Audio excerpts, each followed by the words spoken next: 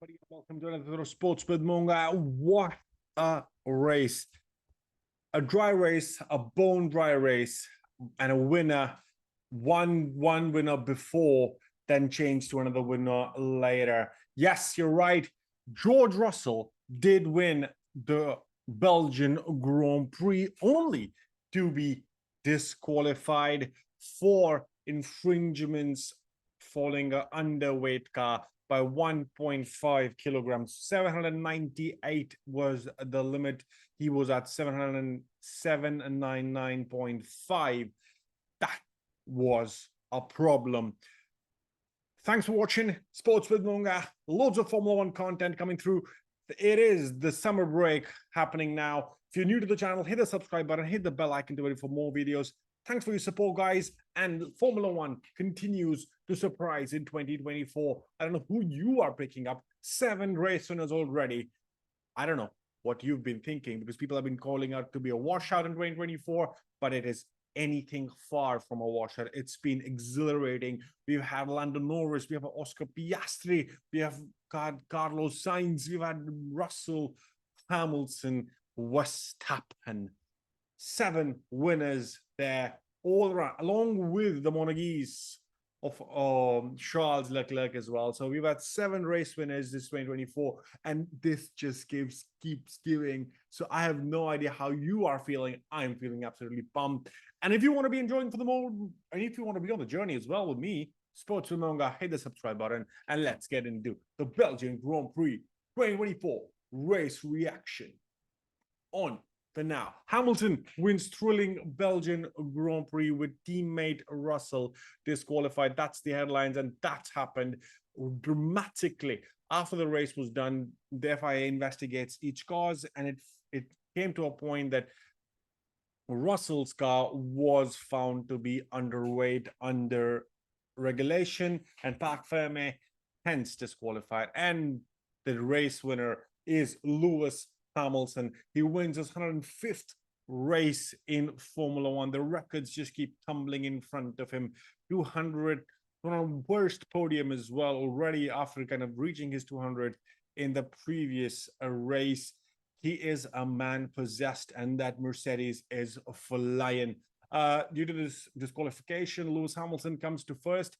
Oscar Piastri second on the podium, and Charles Leclerc gets the number 3 spot. He could have lost it if Max Verstappen would have pipped him before, but that was not meant to be. Verstappen gets to 4th. The entire whole host of races kind of get points. Verstappen 4th, Norris 5th, Sainz 6th, Perez 7th, Alonso 8th, Ocon 9th, and Mr. Daniel Ricciardo taking the final point of the Grand Prix in 10th spot. The Mercedes duo had, and Lewis Hamilton has won the Belgian Grand Prix after teammate George Russell, who had originally come home in first, was disqualified following the race for an underweight car. The Mercedes duo had engaged in a thrilling late chase with 2 stoppers, Hamilton charging down his own one stopping teammate, but he was unable to pass on track for the victory, with McLaren's Oscar Piastri finishing 3rd. However, following the conclusion of the Grand Prix, technical delegate report stated that Russell's car had been found to be underweight, with the matter referred to the stewards. The Briton was subsequently disqualified. It's interesting that he's so unlucky. I think this has happened to him the 2nd time. He was disqualified for some infringements with his rear wing, and again it has happened. So George Russell is just completely unlucky there. Referred to the stewards, and Mercedes acknowledged it was a genuine error. They made a mistake. Yep, they should have kept enough fuel, and it was not enough fuel, and that was it. Job done. In terms of the on-track action, Charles had made a good start from pole position to initially lead before being overtaken by Hamilton within the 2 laps. From there, the 7-time world champion looked strong at a track where he has been victorious on 4 previous occasions. While most of the field opted for a 2-stop race, Russell had taken a gamble by making just one visit to the pit stop on lap 44, on lap 10 of 44, meaning that he was attempting to nurse his aging hard tire as the Grand Prix extended into the later stages. Hamilton had closed right onto the back of his teammate in the last laps, despite getting alongside close. The Briton was unable to find a way past Russell, who crossed the line just half a second ahead. And for what would be his third Grand Prix win without his disqualification behind Mercedes, where Piastri worked the way forwards to claim third for McLaren, which is now second in the Constructors' Championship, while Charles Leclerc will move up to third in the Ferrari. Max Verstappen bounced back from P11 to put his Red Bull into fifth place on the road, and now fourth as the results stand. Despite getting close to Verstappen, Lando Norris had to settle for fifth on what looked to be a tough day at times for McLaren, and his former teammate Carlos Sainz claimed sixth behind for Ferrari. Red Bull's Perez ended the day down in P7, having been overtaken by Sainz in the later stages and amid continuing pressure for Mexican's place in the team. Fernando Alonso took eighth for Aston Martin and Alpine's Esteban Ocon and RB's Daniel Ricciardo taking the top 10.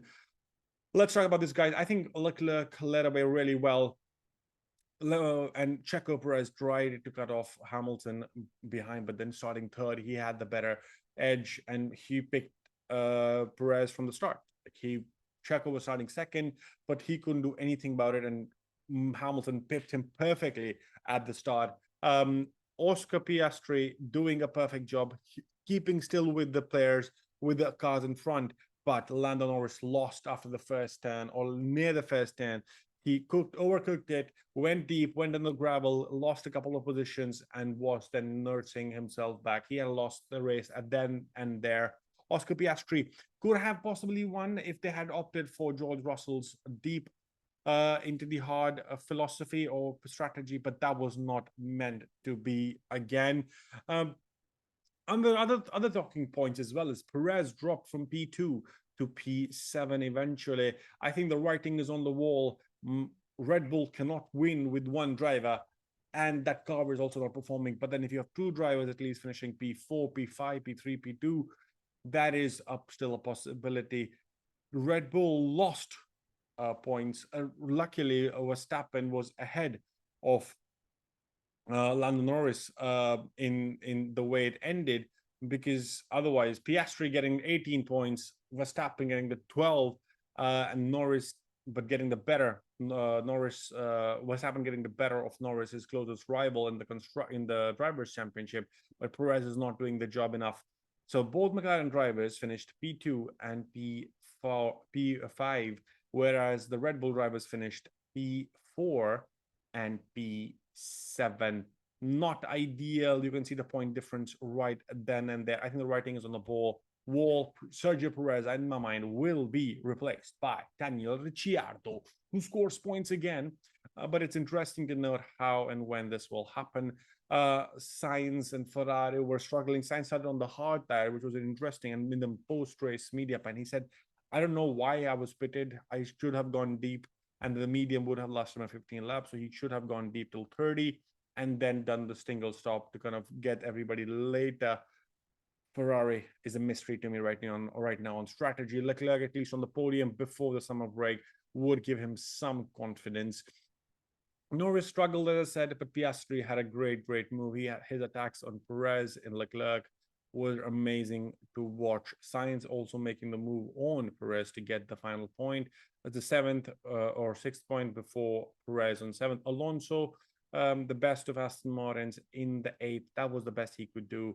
Ocon, again, as I said, my prediction was that he would be in the points. I thought he would be in P7, but he finished P8, P9, Ocon, and Ricciardo have had a good race. Was convinced that he could get the points in the previous races, in the previous free practice session, the qualifying as well, just missing out on the Q3.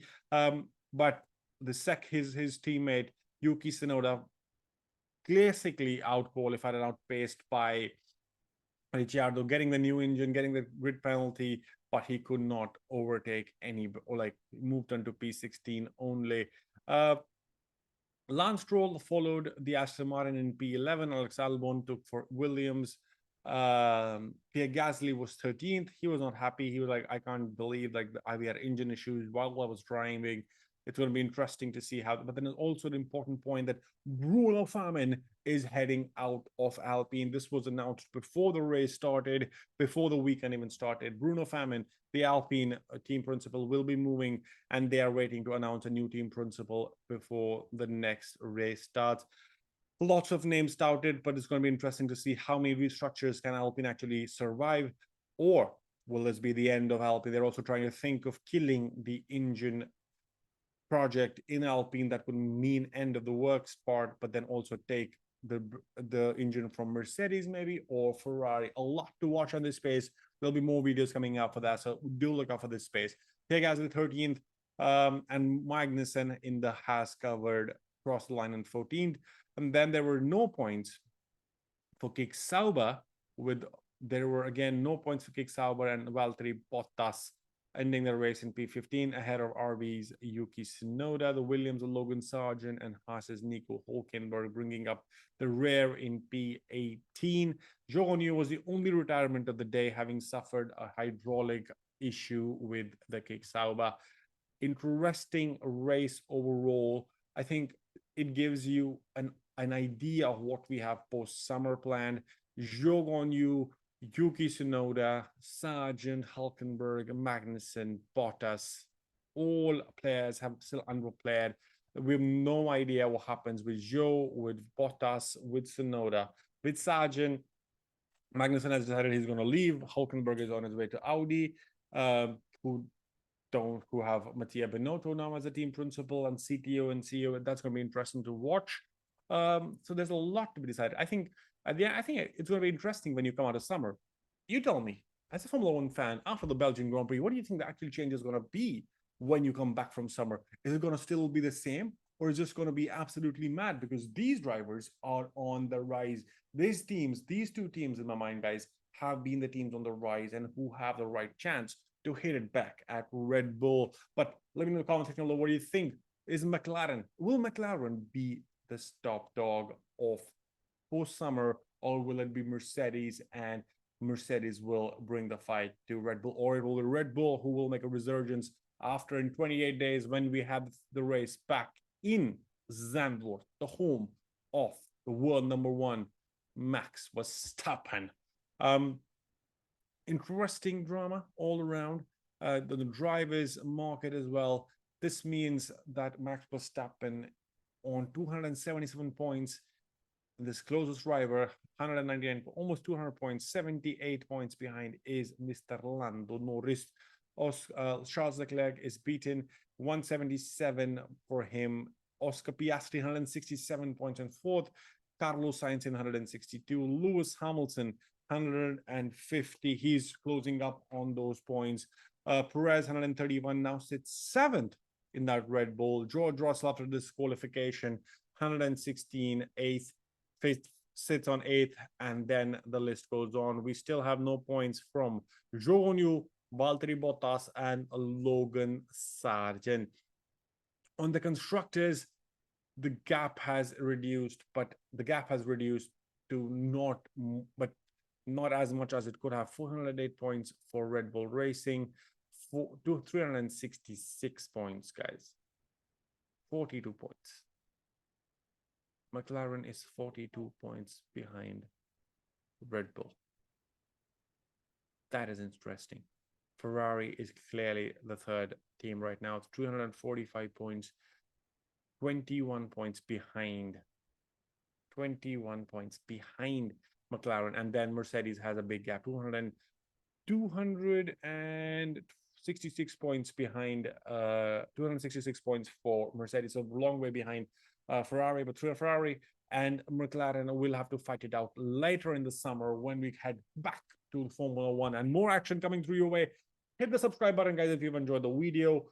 Thanks for watching, and I've put a small fact of Mr. Russell here.